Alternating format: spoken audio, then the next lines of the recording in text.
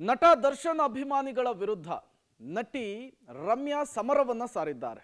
ಈಗಾಗಲೇ ಪೊಲೀಸ್ ಠಾಣೆಯ ಮೆಟ್ಟಿಲನ್ನ ಏರಿ ಕಂಪ್ಲೇಂಟ್ ಕೊಡೋದಕ್ಕೂ ಕೂಡ ಮುಂದಾಗಿದ್ರು. ನಟ ದರ್ಶನ್ ಅಭಿಮಾನಿಗಳ ವಿರುದ್ಧ ಈಗ ಎಫ್ಐಆರ್ ದಾಖಲಾಗಿದೆ ಎನ್ನುವಂತಹ ಮಾಹಿತಿ ಸಿಗ್ತಾ ಇದೆ. ನಟಿ ರಮ್ಯಾ ಕೊಟ್ಟಂತಹ ದೂರಿನ ಮೇರೆಗೆ ಎಫ್ಐಆರ್ ದಾಖಲಾಗಿದೆ. ಬಿಎನ್ಎಸ್ ಸೆಕ್ಷನ್ 75, 79, 67ರ ಅಡಿಯಲ್ಲಿ ಎಫ್ಐಆರ್ ದಾಖಲಾಗಿರುವಂಥದ್ದು. ಸಂಜೆ ಪೊಲೀಸ್ ಕಮಿಷನರ್ಗೆ ದೂರನ್ನು ಕೊಟ್ಟಿದ್ರು ಮೋಹಕ ತಾರೆ ನಟಿ ರಮ್ಯಾ. ಕೇಂದ್ರ ಸೈಬರ್ ಪೊಲೀಸ್ ಠಾಣೆಯಲ್ಲಿ ಎಫ್ಐಆರ್ ದಾಖಲಾಗಿದೆ. A1 ಪ್ರಮೋದ್ ಗೌಡ, A2 ಇತರರ ವಿರುದ್ಧ ಎಫ್ಐಆರ್ ದಾಖಲಾಗಿದೆ.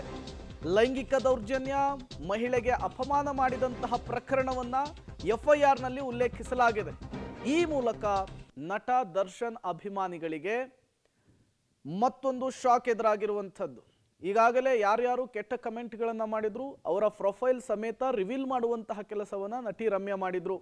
ಇವತ್ತು ಕಮಿಷನರ್ ಆಫೀಸ್ಗೆ ಭೇಟಿ ಕೊಟ್ಟು ಲಿಖಿತ ದೂರನ್ನ ಕೊಟ್ಟಿದ್ರು.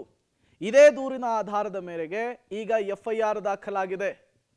ಈ ಎಫ್ಐಆರ್ನಲ್ಲಿ A1 ಆರೋಪಿ ಪ್ರಮೋದ್ ಗೌಡ ಅನ್ನೋದು ಗೊತ್ತಾಗ್ತಾ ಇದೆ. A2 ಇತರರ ವಿರುದ್ಧ ಎಫ್ಐಆರ್ ಅನ್ನು ದಾಖಲಿಸಿರುವಂಥದ್ದು. ಹಾಗಾಗಿ ಅವರನ್ನು ಐಡೆಂಟಿಫೈ ಮಾಡಿ ಅವರನ್ನು ವಿಚಾರಣೆಗೊಳಪಡಿಸಿ ಮುಂದಿನ ಕಾನೂನು ಪ್ರಕ್ರಿಯೆಗಳು ಹೇಗಾಗುತ್ತೆ ಅನ್ನುವಂಥದ್ದು ಕೂಡ ಅಷ್ಟೇ ಕುತೂಹಲ ಕಾರಣವಾಗ್ತಾ ಇದೆ. ಈಗಾಗಲೇ ಮಹಿಳಾ ಆಯೋಗ ಕೂಡ ನಟಿ ರಮ್ಯಾ ಬೆನ್ನಿಗೆ ನಿಲ್ಲುವಂತಹ ಕೆಲಸವನ್ನ ಮಾಡಿದೆ. ರಮ್ಯಾ ಅವರು ಪೊಲೀಸರಿಗೆ ಕಂಪ್ಲೇಂಟ್ ಕೊಟ್ಟಿದ್ದೆ ಆದ್ರೆ ನಾವು ಕೂಡ ಸುಮೋಟೋ ಕೇಸನ್ನ ಅಂದ್ರೆ ಸ್ವಯಂ ಪ್ರೇರಿತ ದೂರನ್ನು ದಾಖಲಿಸಿಕೊಳ್ಳೋದಾಗಿಯೂ ಕೂಡ ಹೇಳಿಕೆ ಕೊಟ್ಟಿದ್ರು. ಮತ್ತಷ್ಟು ಡೀಟೇಲ್ಸ್ ಅನ್ನು ಕೊಡೋದಕ್ಕೆ ನಮ್ಮ ಪ್ರತಿನಿಧಿ ನಾಗೇಶ್ ದೂರವಾಣಿ ಸಂಪರ್ಕದಲ್ಲಿ ಜಾಯಿನ್ ಆಗಿದ್ದಾರೆ. ನಾಗೇಶ್, ಪೊಲೀಸ್ ಕಮಿಷನರ್ನ ಭೇಟಿಯಾಗಿ ದೂರು ಕೊಡುವಂತಹ ಕೆಲಸವನ್ನ ನಟಿ ರಮ್ಯಾ ಮಾಡಿದ್ರು. ಅವರ ದೂರಿನ ಅನ್ವಯ ಈಗ ಎಫ್ಐಆರ್ ದಾಖಲಾಗಿದೆ ಅನ್ನೋದು ಗೊತ್ತಾಗ್ತಾ ಇದೆ. ಎಫ್ಐಆರ್ ನಲ್ಲಿ ಯಾವ್ಯಾವ ಸೆಕ್ಷನ್ಗಳಿದಾವೆ, ಯಾರ್ಯಾರ ಹೆಸರನ್ನ ಉಲ್ಲೇಖಿಸಲಾಗಿದೆ, ಏನೆಲ್ಲ ಡೀಟೇಲ್ ಸಿಗ್ತಾ ಇದೆ ಅಂತ? ಪ್ರೇಮ್, ನಟಿ ರಮ್ಯಾ ದರ್ಶನ್ ಅಭಿಮಾನಿಗಳ ವಿರುದ್ಧ ಸಂಜೆ ಬೆಂಗಳೂರು ಕಮಿಷನರ್ ಭೇಟಿಯಾಗಿ ದೂರನ್ನ ನೋಡಿದ್ರು. ಆ ದೂರಿನ ಆಧಾರದ ಮೇಲೆ ಈಗ ಬೆಂಗಳೂರು ಸೆಂಟ್ರಲ್ ಕ್ರೈಮ್ ಬ್ರಾಂಚ್ ಅಲ್ಲಿ ಈಗ ಎಫ್ಐಆರ್ ಕೂಡ ದಾಖಲಾಗಿರುವಂತದ್ದು.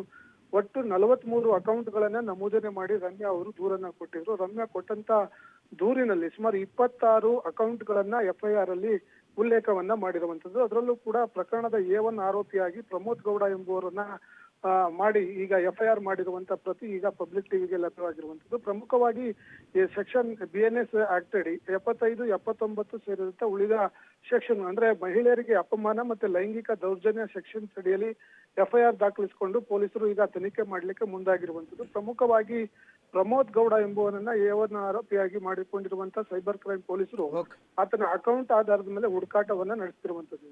ಓಕೆ, ಥ್ಯಾಂಕ್ ಯು ನಾಗೇಶ್ ತಮ್ಮೆಲ್ಲ ಮಾಹಿತಿಗಾಗಿ.